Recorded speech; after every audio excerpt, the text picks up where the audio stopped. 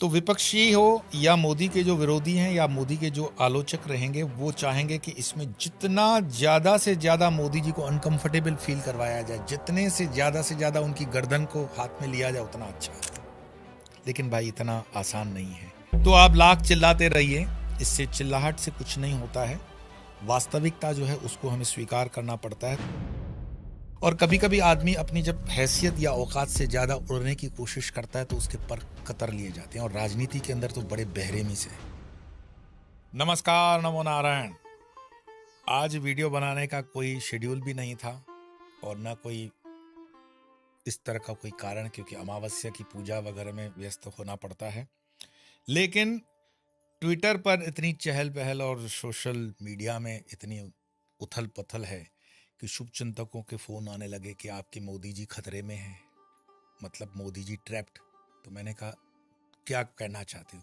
तो बोले आपने तो कह रखा था पहले से कि मोदी जी के कुछ समय जो है अमावस्या के बाद और ग्रहण के आसपास 2-1 महीना खराब आने वाला है, तो बिल्कुल बात सच पड़ रही है। तो मैंने कहा मानो तो ठीक, न मानो तो ये बात सच है कि महीनों पहले कई पॉडकास्ट में और कई मंचों पर मैं कह चुका हूं कि आने वाला 2-3 महीने का समय मोदी जी को परेशान करने के लिए लॉबी एक्टिव हो जाएगी।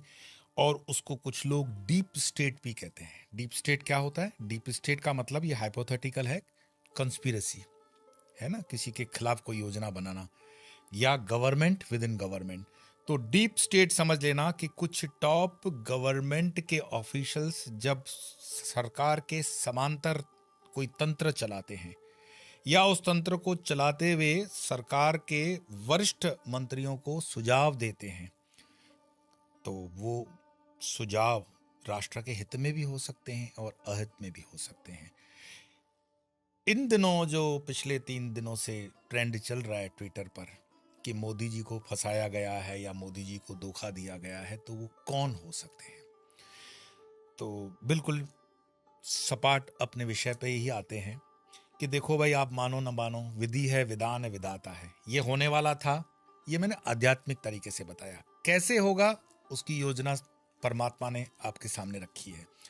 तो मैं तो बस इतना ही कह सकता हूं कि ये कहानी मान के चलना, ये कहानी काल्पनिक है और सारे पात्र इसके कल्पनात्मक हैं। तो कहानी क्या है?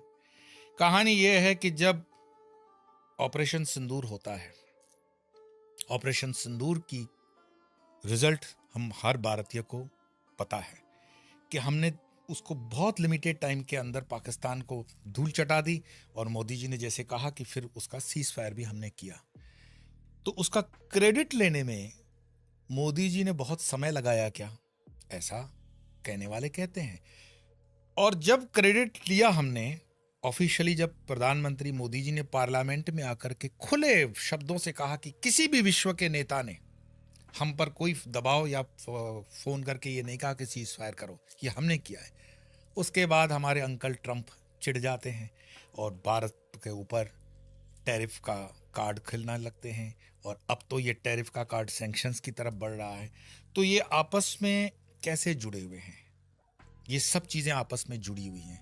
जैसे मैंने बताया कि ये डीप स्टेट यानी कि एक समांतर सरकार के विचार वाले लोग कौन हैं। तो सबसे पहले जैसे मैंने बताया कि काल्पनिक ही है, लेकिन समझ लो, समझने के लिए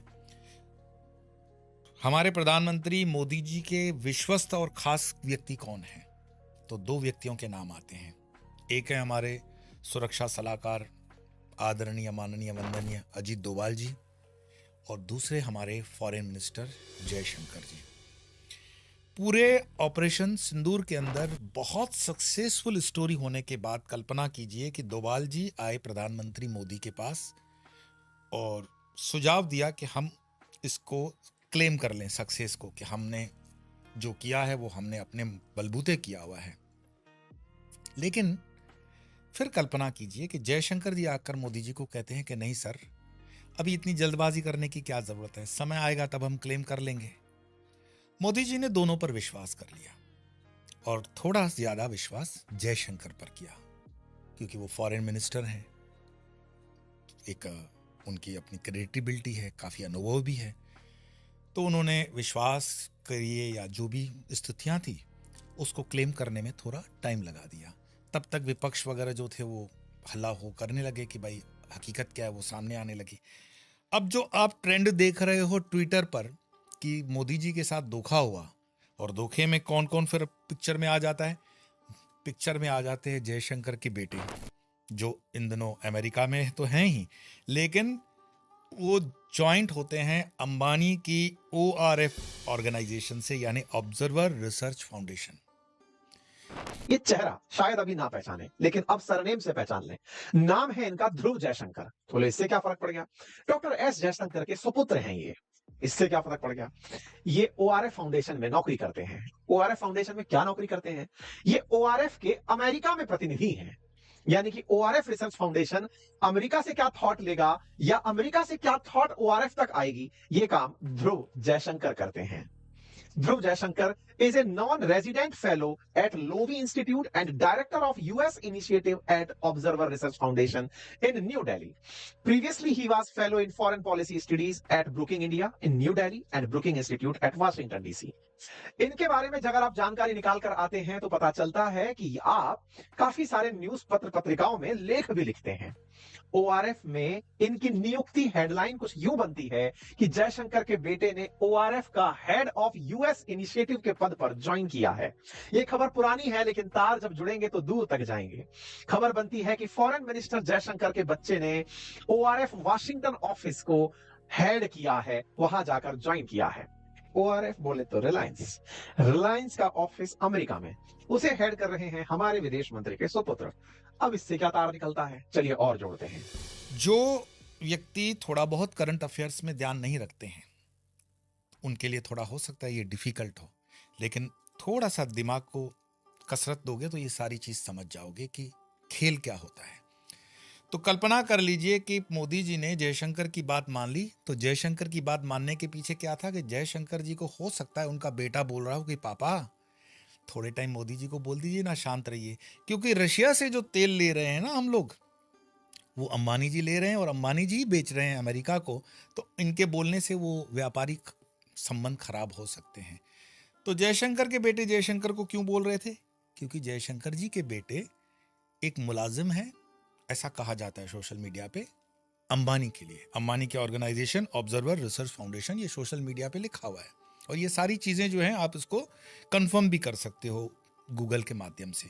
तो हम तो इसी चीज पे आते हैं कि विश्वास में रह कर के हो सकता है मोदी जी थोड़े दिन खामोश हुए, और जब उन्होंने पार्लियामेंट में वो स्टेटमेंट की तो उससे चीजें बिखर गई। और फिर जब एक जमातदारी होती है, अकाउंटेबिलिटी होती है, एक आंसरेबिलिटी होती है, जब उसको तय किया गया तो सारी चीजें बाहर आ गई कि हकीकत में कोई सरकार के निर्णय को प्रभावित कर रहा था, और वो हाई प्रोफाइल पर्सन था, जिसमें मैंने जैसे बताया नाम जयशंकर जी के बेटे का आ गया। लेकिन फिर एक लॉबिंग होती है। ट्विटर हैंडल्स पे ये भी कहा जाता है कि अजीत डोभाल जी के भी 2 बेटे हैं जो विदेश में हैं, शौर्य और विवेक। एक सिंगापुर सेटल्ड है, एक ग्रेट ब्रिटेन में है। इनके पास भारतीय पासपोर्ट भी नहीं है, ऐसा सोशल मीडिया पे है। सेम थिंग जयशंकर जी के बेटे के लिए भी कहा गया कि वो भारतीय नहीं है, उनके पास शायद अमेरिकन पासपोर्ट है। अब बात यह आती है कि ये गंद जो है, पाकिस्तान के एडमिनिस्ट्रेशन में ऐसा हुआ करता था कि उनके मंत्रियों के बच्चे विदेशों में रहते थे, विदेशों में पलते बढ़ते, और देश के अंदर वो इन्फ्लुएंस करते थे। लेकिन ये चीज़ जब भारत में आती है तो विचार तो करना पड़ेगा, और जो भी देश से प्रेम करने वाले होंगे, देश के लिए विचार रखने वाले होंगे, वो ज़रूर इस पर विचार भी करेंगे।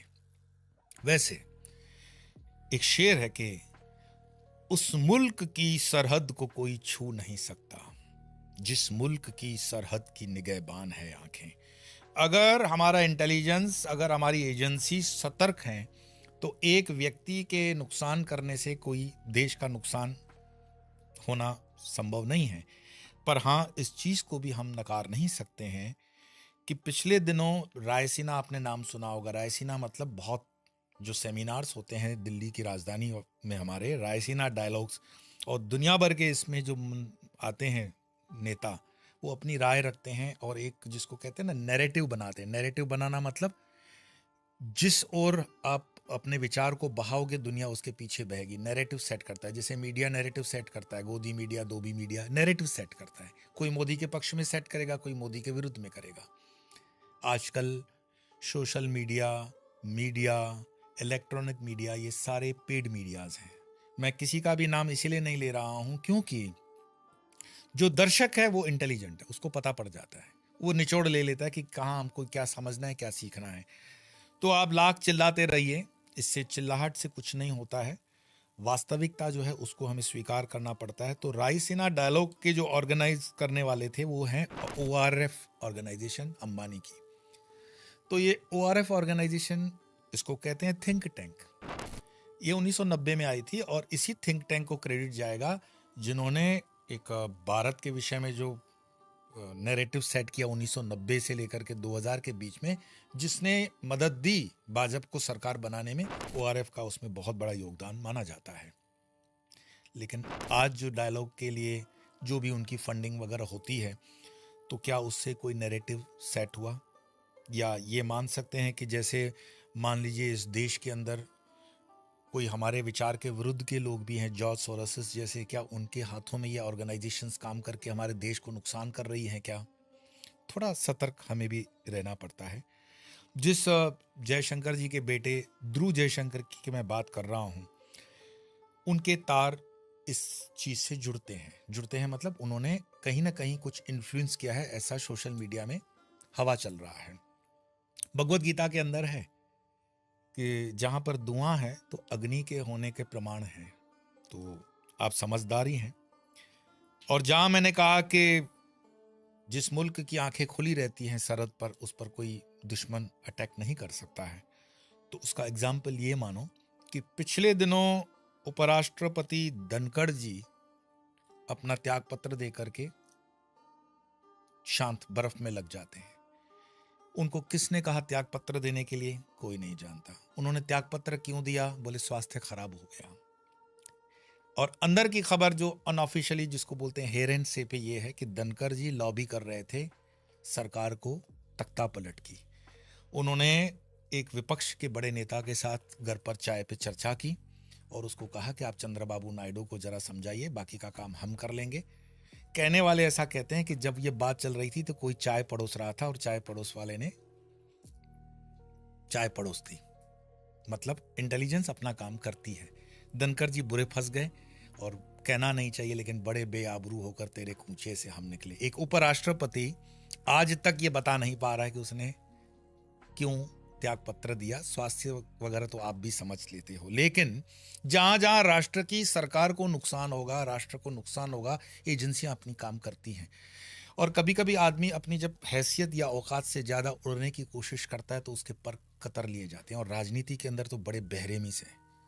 मैं अपना ये जो आपको विषय शेयर कर रहा हूं, ये मेरा विषय आध्यात्मिक तक का लगते है। क्यों?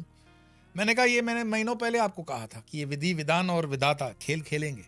मोदी जी के जीवन में 17 सितंबर के आसपास 2-3 महीने का जो टाइम आ रहा है, उनको बीजेपी के अंदर से भी विरोध करने वाले लोग आपको दिखाई देंगे। लेकिन फिर से अपनी इसी बात पे आते हैं कि आखिर सत्यता है क्या। तो मोदी जी ने मान लो कि जयशंकर जी की बात मान करके अपनी क्रेडिट को 2-5 हफ्ते के लिए रोक दिया और पार्लियामेंट में आकर के कहा कि इसमें किसी का सीज फायर में हाथ नहीं है। जिससे ट्रंप चिढ़ गए और टैरिफ लगाया। अब इतने चिड़े हैं कि लोग कहते हैं कि हो सकता है कि भारत के ऊपर सैंक्शंस भी आ जाएं। और भारत के ऊपर अगर सैंक्शंस आते हैं तो राष्ट्र की पूरी नीति में कहीं ना कहीं फॉरेन मिनिस्ट्री रिस्पॉन्सिबल है। और ये हो सकता है कि दो सिद्धांतों के बीच का टकराव। दो सिद्धांत कौन? मतलब डोभाल जी का सिद्धांत और जयशंकर जी का सिद्धांत आपस में टकरा गया। सच सच और झूठ झूठ में हो सकता है ऐसा हो गया हो। अब समाधान क्या? तो विपक्षी हो या मोदी के जो विरोधी हैं या मोदी के जो आलोचक रहेंगे, वो चाहेंगे कि इसमें जितना ज्यादा से ज्यादा मोदी जी को अनकंफर्टेबल फील करवाया जाए, जितने से ज्यादा उनकी गर्दन को हाथ में लिया जाए, उतना अच्छा। लेकिन भाई इतना आसान नहीं है। ये बात सच है कि इस वक्त जिस पैच से हिंदुस्तान की फॉरेन पॉलिसी निकल रही है वो थोड़ा चैलेंजिंग है। और चैलेंजेस हर देश के अंदर आते हैं और इसका थोड़ा बहुत फायदा लोमड़ियों को, मतलब पाकिस्तान वगैरह को आपको मिलता हुआ दिख रहा है। तो ये बहुत बड़ा फायदा नहीं है, क्योंकि मेरी एक और प्रेडिक्शन जो मैंने कहा था 2025 किसका होगा विनाश, उसमें मैंने ब्रिक्स के लिए कहा था। कभी कभी आपकी मुसीबतें आपके लिए अवसर ला देती हैं। ये हुआ तो विधि के विधान के अनुसार का पक्ष है, ये चीज हुई है, लेकिन इससे एक चीज होकर के बाहर आ गई कि ब्रिक्स अपने आप में मजबूत होने लगा है। भविष्य में ब्रिक्स अपनी करेंसी अगर उतार ले तो ये कोई बहुत बड़ी बात नहीं है। और इसी से जो हमने ये भी बोल रखा था कि अमेरिका के डॉलर का पतन प्रारंभ होगा, ये पतन का प्रारंभ है उसके। और जितनी टैरिफ के बाद सैंक्शंस वो और कड़क करेगा भारत के ऊपर, भारत उतना ही सतर्कता के साथ उसका जवाब देगा। और भारत के जवाब से विधि का विधान है। अब उसके विनाश को आप देख लो, लिखा हुआ है, ये तो कई महीने पहले की बात है। ट्विटर तो अब ट्विटर कर रहा है, लेकिन ओआरएफ वाले ऑब्जर्वर रिसर्च फाउंडेशन जो अंबानी का है, उसमें अंबानी को क्या फायदा? तो अंबानी को यह फायदा था कि रूस से जो तेल लेकर के अंबानी यूएसए को ही बेच रहे थे, तो टोटल ट्रांजैक्शन $16 बिलियन का है। $16 बिलियन में नेट जिसको कहा जाता है $6 बिलियन अंबानी को प्रॉफिट हुआ है। ट्रंप जो बोल रहे हैं कि भाई आपने इस लड़ाई का कमाया आपने है पैसा, तो ये बात तो अंबानी को पता ही थी कि कमा तो रहे हैं हम। और इसके लिए तो संबंध बनाने के लिए आपने देखा, शादी पे बड़े बड़े स्टार्स बुलाए जाते हैं, पॉलिटिशियंस बुलाए जाते हैं, एक्टर्स बुलाए जाते हैं। लिफाफे और गिफ्ट का क्या प्रभाव होता है वो आपने देखा। तो ये सब किया ही इसीलिए जाता है कि दुकान को तकलीफ ना हो। 6 बिलियन उनके पास चले जाते हैं। बाकी भारत सरकार की जो कंपनियां हैं उन्होंने भी उसमें से कमाया, ऐसा ट्रंप का आरोप है। लेकिन फिर भी इस चीज को और हवा कौन दे रहा है? तो उसमें 4 लोगों के नाम सोशल मीडिया पे बाहर आ रहे हैं कि हो सकता है शशि थरूर फॉरेन मिनिस्टर बनने के लिए एम्बिशियस हो। तो शशि थरूर को सपोर्ट करने वाली जो लॉबी है, राजनीति में सब संभव है, राजनीति में कोई किसी का परमानेंट दोस्त भी नहीं होता, दुश्मन भी नहीं होता। तो हो सकता है कोई पीछे से गेम कर रहा हो जो शशि थरूर को प्लांट करना हो अगर फॉरेन मिनिस्टर, तो उसके लिए जगह खाली करनी पड़ेगी। जगह खाली करनी पड़ेगी तो एस जयशंकर को अनकंफर्टेबल करो। एस जयशंकर को इतना अनकंफर्टेबल करो कि उसको बचाने के लिए अगर मोदी आगे आते हैं तो मोदी अनकंफर्टेबल हो जाएंगे। तो आप देख रहे हो किसी तरह से मोदी ट्रैप्ड हो रहे हैं, और दिख रहा है मोदी ट्रैप हो रहे हैं। या फिर शशि थरूर के लॉबी के अलावा हो सकता है ये अंबानी के विरुद्ध की कोई लॉबी हो, मतलब अडानी वगैरह हो, या डीप स्टेट की कोई और लॉबी हो जो ये चाहती हो कि इस देश में अराजकता जितनी जल्दी और सिस्टमेटिक फैले। जॉर्ज सोरस जैसे लोग जिसको फंडिंग करते हैं, वो भी हो सकता है। लेकिन एक मित्र ने बताया कि आप इस पर भी विचार करें कि एक ऐसी भी लॉबी हो सकती है या व्यक्ति हो सकता है जो बहुत ज्यादा क्लोज आरएसएस को भी है और बहुत ज्यादा क्लोज बीजेपी को भी है। और वो व्यक्ति फॉरेन मिनिस्ट्री पे कम से कम अपनी नजर रख रहा है कि फॉरेन मिनिस्टर हमारा होना चाहिए। क्योंकि जयशंकर जी ने कहीं काम खराब किया है ऐसा नहीं है, जयशंकर जी का काम बेदाग है, बहुत अच्छे व्यक्तित्व के स्वामी हैं। हो सकता है कि बेटे के कहने में थोड़ा पुत्र मोह में आ गए हों। अरे जब धृतराष्ट्र आ सकते हैं तो जयशंकर नहीं आ सकते, ये कौन सी बड़ी बात है? और एक बाप बेटे को नहीं सुनेगा तो कौन सुनेगा? तो जनता को तो डेमोक्रेसी में आखिरी में सुना जाता है। कुल मिलाकर के मैंने जो आपको महीनों पहले कहा था कि मोदी जी का समय थोड़ा सा खराब आ रहा है, उसको आप देखेंगे, इस क्लिप के माध्यम से समझेंगे। पिछले दिनों की ये क्लिप है, लेकिन आपके लिए बस संदेश इतना ही दूंगा कि लब कुछ भी कहें, लब मतलब सोशल मीडिया एक्सेट्रा एक्सेट्रा, लब कुछ भी कहें इससे हकीकत नहीं खुलती। इंसान के सच झूठ की पहचान है आंखें। उस मुल्क की सरहद को कोई छू नहीं सकता जिस मुल्क की सरहद की निगहबान है आंखें। तो मस्त रहिए, स्वस्थ रहिए, जागते रहिए और डेस्परेट मत होइए। पूरी तरह से एक्टिव मोड पर आप जनता जनार्दन हैं। ये देश हमारा है, ये राष्ट्र हमारा है और हम इस राष्ट्र के प्रहरी हैं। एक रहेंगे, नेक रहेंगे। आज इतना ही। देखिए इस क्लिप को और अपने कमेंट्स के द्वारा बताइए आप क्या विचार करते हैं। नमो नारायण। मोदी जी की जन्म कुंडली अगर आप देखोगे, आपके स्क्रीन पर होगी मोदी जी की जन्म कुंडली। तो मोदी जी की जन्म कुंडली में शत्रुहंता योग है। और शत्रुहंता योग जब हम कहते हैं तो उसमें कहा जाता है कि अभी तक शत्रुहंता योग जिस भी जन्म कुंडली में होता है उसके शत्रु को हराने की, उसको शत्रुओं को परास्त करने की ताकत होती है। मोदी जी के जन्म कुंडली के प्रमाण दूंगा कि कनाडा के जस्टिन ट्रूडो मोदी से क्रॉस हुए। आज आप नाम ढूंढोगे तो भी नहीं मिलेगा कहीं गूगल पर, वो कहीं सत्ता में नहीं है। मालदीव के डॉक्टर मोहम्मद मोजू, हाथ पैर जोड़ करके उनको चीफ गेस्ट बना करके मोदी जी को लाना पड़ा कि भैया बड़े भाई हो, बैठो, गलती हो गई। पाकिस्तान के इमरान खान ने जब मोदी के विरुद्ध शत्रुता का भाव रखा, उनके ही लोगों ने उसको अंदर बिठा रखा है और खूब रोटियां तोड़ रहा है। इसी लिस्ट में अमेरिका के प्रेसिडेंट ट्रंप इन दिनों आए हैं, जो डायरेक्टली तो मैं नहीं कहूंगा कि प्रधानमंत्री मोदी की आलोचना या विरुद्ध भाव में है, परंतु शत्रुहंता योग वाले मोदी जी तो राष्ट्र के लिए जी रहे हैं, तो आप उनके राष्ट्र के साथ जब किसी शत्रु का भाव रखोगे तो सीधी सी बात है तकलीफ में आओगे। तो ट्रंप के लिए तो खतरा है ही, लेकिन साथ साथ में खतरा है एक फील्ड मार्शल मुनीर के लिए भी। उनकी कोई डेट्स या उनकी कोई डिटेल्स हमारे पास नहीं है, परंतु स्वामी योग की जो टीम इस पर पूरे हम रिसर्च वगैरह करते हैं, उसमें से एक प्रश्न कुंडली के माध्यम से आकलन आया कि मुनीर को अपनी ही आर्मी के जनरल से खतरा है। उसको जान से मारने की प्रयास जो होगी वो उसी के आर्मी के लोग करेंगे, और ये प्रयास करेंगे वो, और इसका दोष दे देंगे बलूचिस्तान लिबरेशन आर्मी के लोगों के ऊपर, ताकि विश्व में ये केस एक अलग हो जाए।